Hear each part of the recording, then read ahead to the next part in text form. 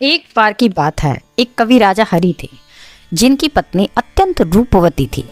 राजा हरि ने स्त्री के सौंदर्य और उसके बिना जीवन के सूनेपन पर 100 श्लोक लिखे जो श्रृंगार शतक के नाम से प्रसिद्ध हुए। उसी राज्य में एक ब्राह्मण भी रहता था जिसने अपनी निस्वार्थ पूजा से देवताओं को प्रसन्न किया। देवता ने उसे वरदान के रूप में एक अमर फल दिया और कहा कि इसे खाने से वह लंबे समय तक युवा रहेगा।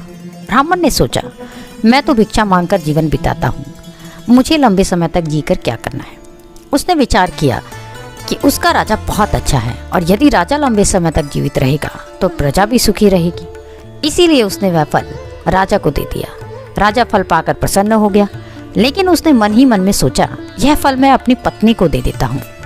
वह यदि लंबे समय तक युवा रहेगी तो मुझे उसके साथ ज़्यादा दिनों तक रहने का सुख मिलेगा।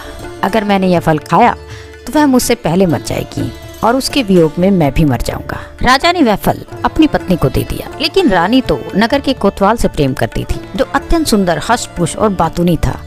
रानी ने कोतवाल को वह अमर फल देते हुए कहा, इसे खा लेना, इससे तुम लंबी आयु प्राप्त करोगे और मुझे सदा प्रसन्न करते रहोगे। कोतवाल महल से बाहर निकलते ही सोचने लगा, रानी के साथ तो मुझे धन दौलत के लिए छूट मूठी प्रेम का नाटक करना पड़ता है।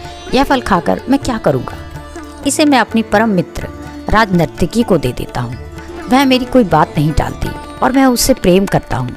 अगर वह सदा युवा रहेगी तो दूसरों को भी सुख दे पाएगी। उसने वह फल अपनी मित्र राजनर्तकी को दे दिया। राजनर्तकी ने फल लिया और चुपचाप रख लिया।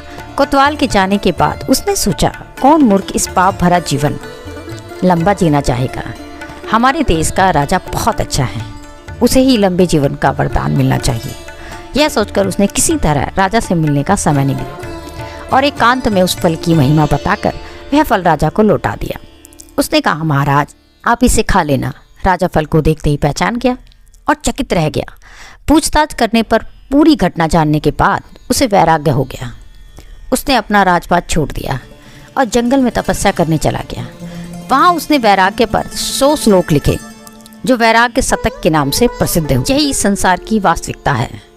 एक व्यक्ति किसी अन्य से प्रेम करता है और चाहता है कि वह व्यक्ति भी उसे उतना ही प्रेम करे, परंतु विडंबना यह है कि वह दूसरा व्यक्ति किसी और से प्रेम करता है।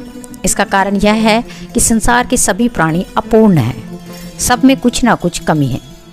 केवल भगवान ही पूर्ण है जो हर जीव से उतना ही प्रेम करते हैं जितना जीव उनसे करता है, बल्कि उससे भी अधिक, परंतु हम ही उन्हें सच्चा प्रेम नहीं करते।